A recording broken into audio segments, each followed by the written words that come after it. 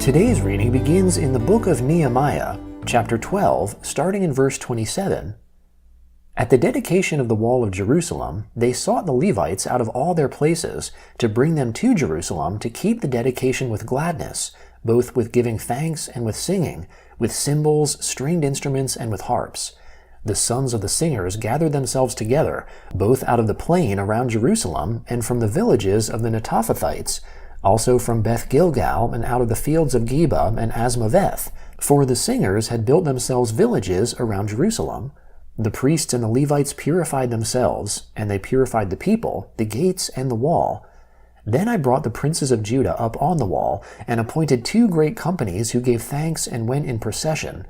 One went on the right hand on the wall towards the dung gate, and after them went Hoshea, with half of the princes of Judah, and Azariah, Ezra, and Meshullam, Judah, Benjamin, Shemaiah, Jeremiah, and some of the priests' sons with trumpets, Zechariah the son of Jonathan, the son of Shemaiah, the son of Mattaniah, the son of Micaiah, the son of Zaccur, the son of Asaph, and his brothers, Shemaiah, Azarel, Milalai, Gilalai, Mai, Nethanel, Judah, and Hanani, with the musical instruments of David the man of God, and Ezra the scribe was before them. By the spring gate, and straight before them, they went up by the stairs of David's city, at the ascent of the wall, above David's house, even to the water gate eastward. The other company of those who gave thanks went to meet them, and I after them, with the half of the people on the wall above the tower of the furnaces, even to the wide wall, and above the gate of Ephraim, and by the old gate, and by the fish gate, the tower of Hananel, and the tower of Hamiah, even to the sheep gate, and they stood still in the gate of the guard. So the 2 companies of those who gave thanks in God's house stood, and I and the half of the rulers with me, and the priests, Eliakim, Maaseiah, Miniamin, Micaiah, Elionai, Zechariah, and Hananiah, with trumpets, and Maaseiah, Shemaiah, Eleazar, Uzi, Jehohanan, Malchijah, Elam, and Azer. The singers sang loud, with Jezrahiah their overseer. They offered great sacrifices that day, and rejoiced, for God had made them rejoice with great joy. And the women and the children also rejoiced, so that the joy of Jerusalem was heard, even far away. On that day men were appointed over the rooms for the treasures, for the wave offerings, for the firstfruits, and for the tithes, to gather into them, according to the fields of the cities, the portions appointed by the law for the priests and Levites. For Judah rejoiced for the priests and for the Levites who served. They performed the duty of their God and the duty of the purification, and so did the singers and the gatekeepers, according to the commandment of David and of Solomon his son. For in the days of David and Asaph of old there was a chief of the singers, and songs of praise and thanksgiving to God. All Israel in the days of Zerubbabel and in the days of Nehemiah gave the portions of the singers and the gatekeepers, as every day required, and they set apart that which was for the Levites, and the Levites set apart that which was for the sons of Aaron. On that day they read in the book of Moses in the hearing of the people, and it was found written in it that an Ammonite and a Moabite should not enter into the assembly of God forever, because they didn't meet the children of Israel with bread and with water, but hired Balaam against them to curse them. However, our God turned the curse into a blessing. It came to pass, when they heard the law, that they separated all the mixed multitude from Israel. Now before this, Eliashib the priest, who was appointed over the rooms of the house of our God, being allied to Tobiah, had prepared for him a great room, where before they laid the meal offerings, the frankincense, the vessels and the tithes of the grain, the new wine and the oil, which were given by commandment to the Levites, the singers, and the gatekeepers, and the wave offerings for the priests.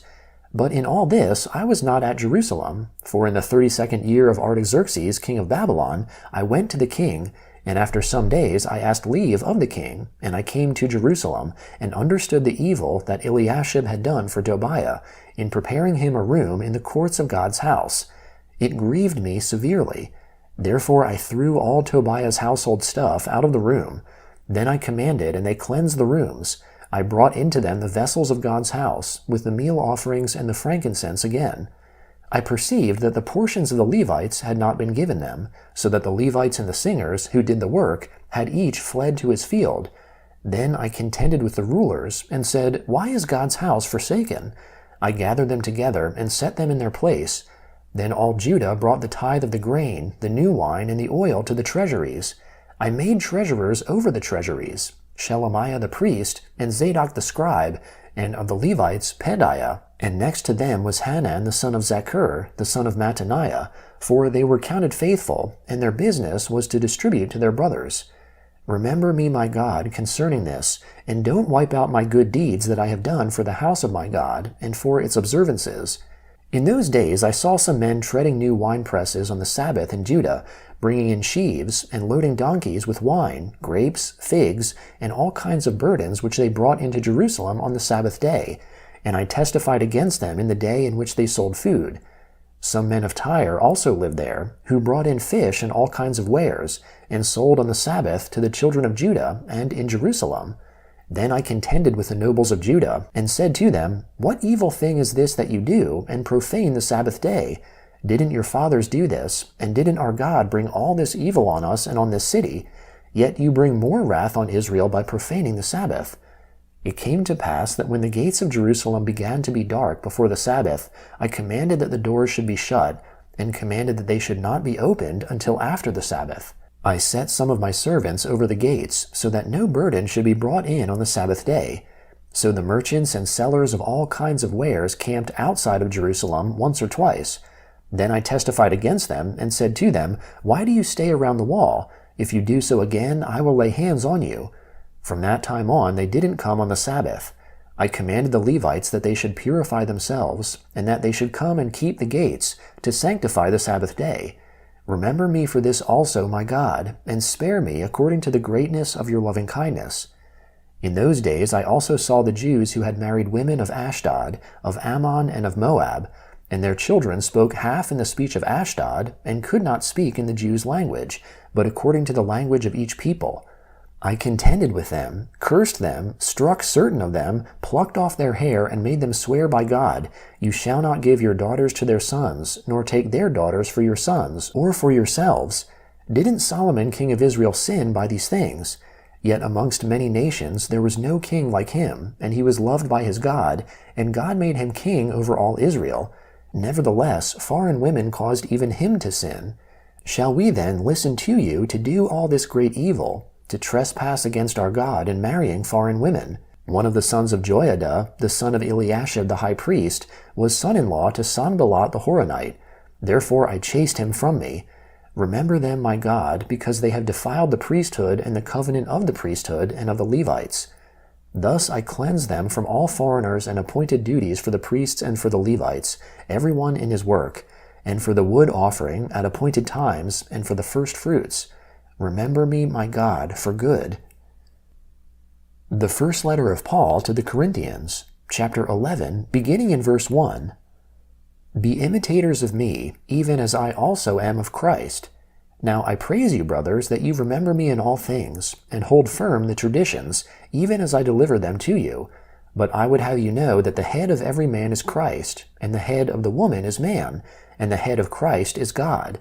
Every man praying or prophesying, having his head covered, dishonors his head, but every woman praying or prophesying with her head uncovered dishonors her head. For it is one and the same thing as if she were shaved. But if a woman is not covered, let her hair also be cut off. But if it is shameful for a woman to have her hair cut off or be shaved, let her be covered. For a man indeed ought not to have his head covered, because he is the image and glory of God, but the woman is the glory of the man. For man is not from woman, but woman from man. For man wasn't created for the woman, but woman for the man. For this cause the woman ought to have authority over her own head, because of the angels. Nevertheless, neither is the woman independent of the man, nor the man independent of the woman in the Lord. For as woman came from man, so a man also comes through a woman, but all things are from God. Judge for yourselves, is it appropriate that a woman pray to God unveiled? Doesn't even nature itself teach you that if a man has long hair, it is a dishonor to him? But if a woman has long hair, it is a glory to her, for her hair is given to her for a covering. But if any man seems to be contentious, we have no such custom, neither do God's assemblies.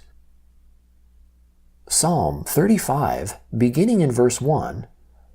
Contend, Lord, with those who contend with me. Fight against those who fight against me. Take hold of shield and buckler, and stand up for my help. Brandish the spear, and block those who pursue me. Tell my soul, I am your salvation. Let those who seek after my soul be disappointed and brought to dishonor. Let those who plot my ruin be turned back and confounded. Let them be as chaff before the wind, the Lord's angel driving them on. Let their way be dark and slippery, the Lord's angel pursuing them. For without cause they have hidden their net in a pit for me. Without cause they have dug a pit for my soul. Let destruction come on him unawares. Let his net that he has hidden catch himself. Let him fall into that destruction. My soul shall be joyful in the Lord. It shall rejoice in his salvation.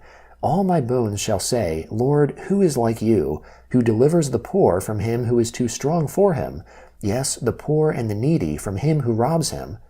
Unrighteous witnesses rise up. They ask me about things that I don't know about.